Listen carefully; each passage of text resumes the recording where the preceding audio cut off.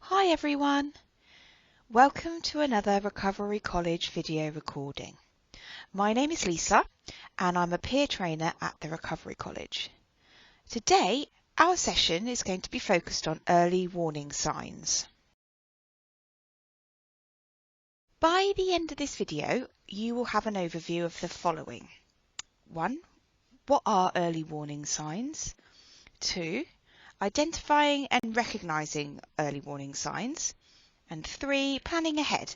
So what to do when early warning signs may emerge.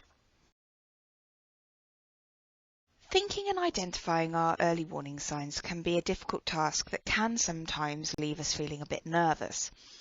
This is generally because it involves recalling times when you might have struggled with your mental health, and no one I know really ever finds pleasure in remembering the difficult times. It might, though, be helpful to look at it from a different perspective. Instead of focusing on the negative feelings and thoughts triggered by what we're going to be looking at, perhaps take them as an opportunity to empower yourself through developing self-awareness and insight into your own mental health. Because remember, you are an expert in your own mental health, and an important aspect of being an expert is deciding when you might need help from others. If thinking about early warning signs becomes too powerful and intense to deal with, you might need the help of a health professional who can guide you and support you to cope with it. So what are early warning signs? Early warning signs are the internal changes indicating that your mental health might be getting a bit worse. These can be changes in your thoughts, your behaviours, or your feelings, and are generally the first signs to emerge before major symptoms start to interfere with your life. Here are just a couple of examples of early warning signs commonly experienced by people. So, for example, maybe we might find ourselves eating or sleeping too much or not enough. We may find ourselves isolating from people and usual activities that we do. We may find ourselves having little or no energy, or feeling more depressed, like numb or nothing really matters. Others report having headaches, heart palpitations, feeling helplessness and even hopelessness. And some say that they find themselves smoking, drinking or using drugs more than usual. You may start feeling unusually confused, forgetful, on edge, maybe a bit more angry, and end up yelling or fighting with family and friends. You may experience severe mood swings that cause problems in relationships, or may even have persistent thoughts and memories you can't get out of your head.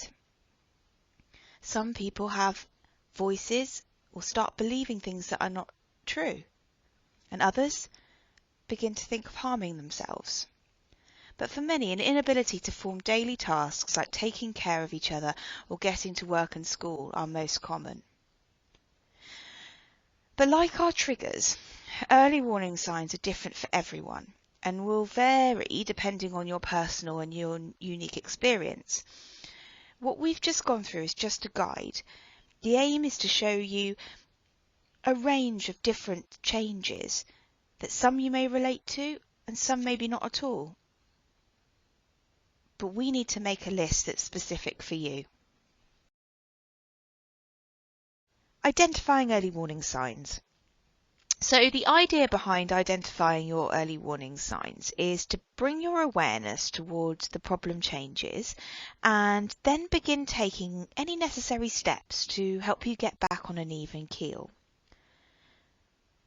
To start identifying your early warning signs, it may be helpful to think back on times when you struggled managing your mental health and started to feel worse.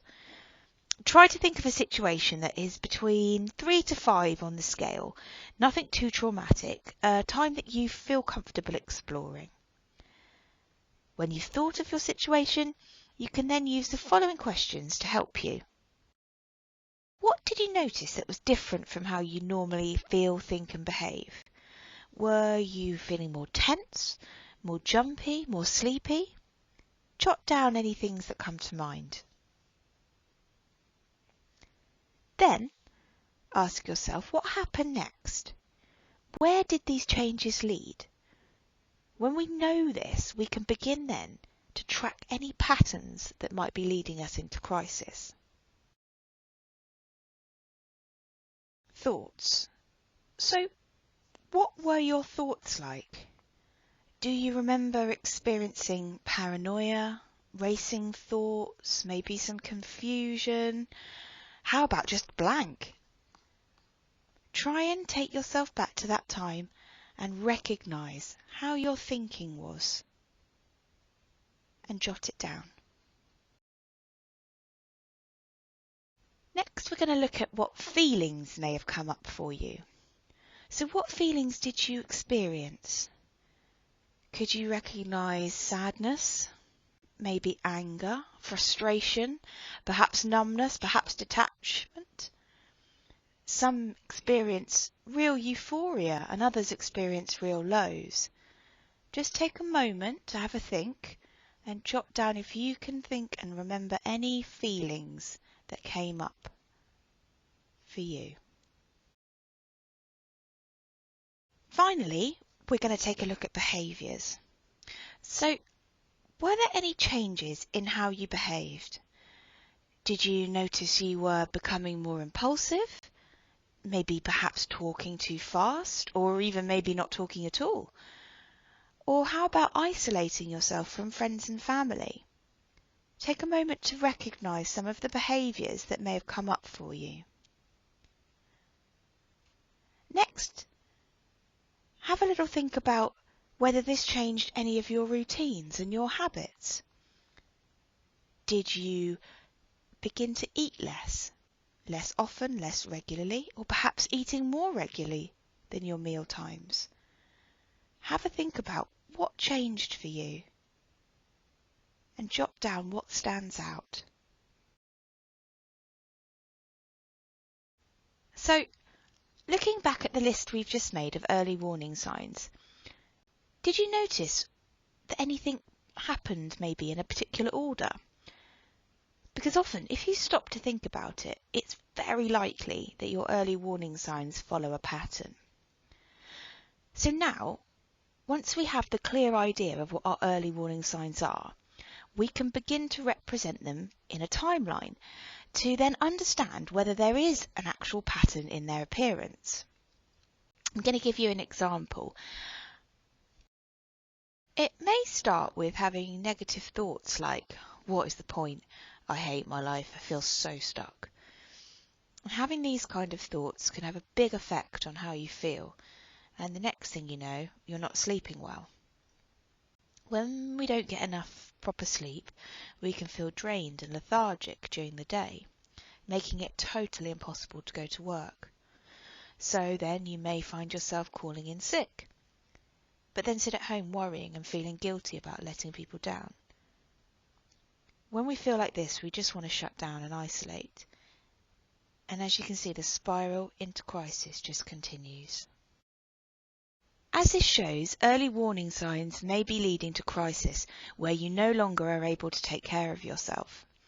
That's why it's so important to learn how to recognise and manage them before it becomes difficult to self-manage. If you do find a pattern, you might want to try and link it to a particular external event or circumstance, or what we refer to as a trigger. So think about what was going on in your life when you started to experience these changes. In the previous example, the triggers might have been having too much to do at work, or having an argument with a family member, or receiving an unexpected letter or bill. But being able to identify these triggers will help you know how to respond if they happen again in the future, because they won't be such a surprise. If, after asking yourself these questions, you still find it difficult to identify your early warning signs, I suggest you ask someone close to you that you really trust, someone who you spend time with and may have noticed changes that you might not have noticed.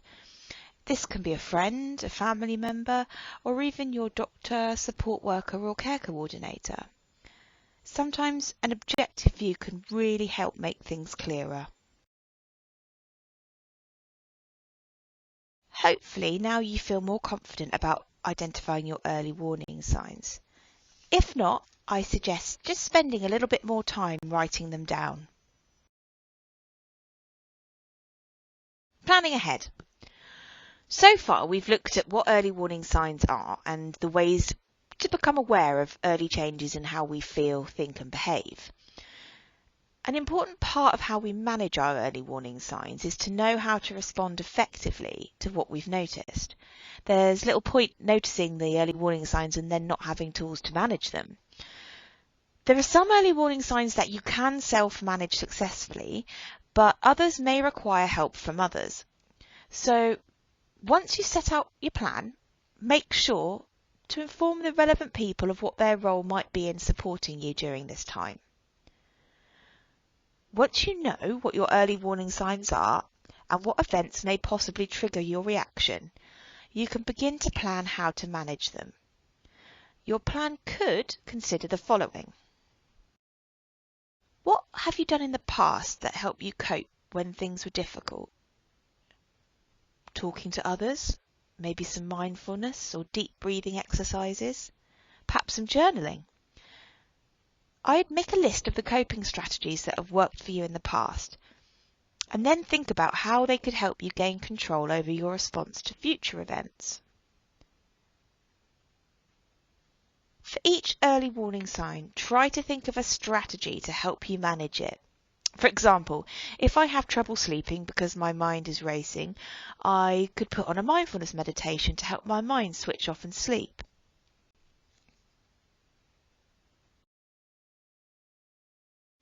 When thinking about how we respond to our early warning signs, it can be helpful to create a list of prompting questions to help you consider certain things once you've started noticing your early warning signs.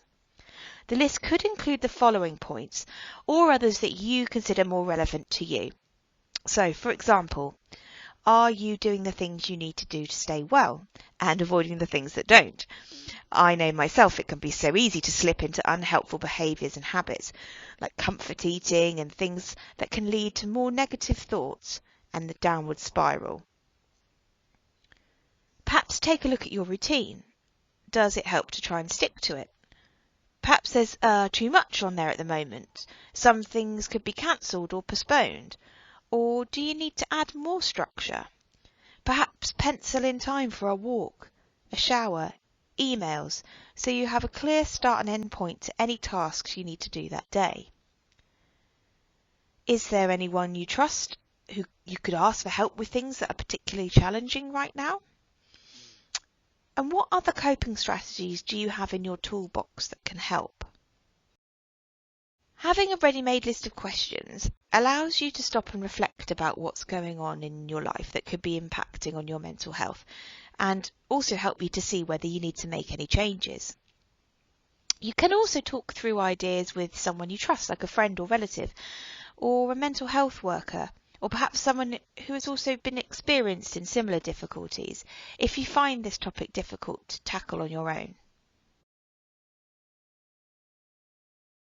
Now, we're going to take some time to give it a try and write down your plan to manage your early warning signs.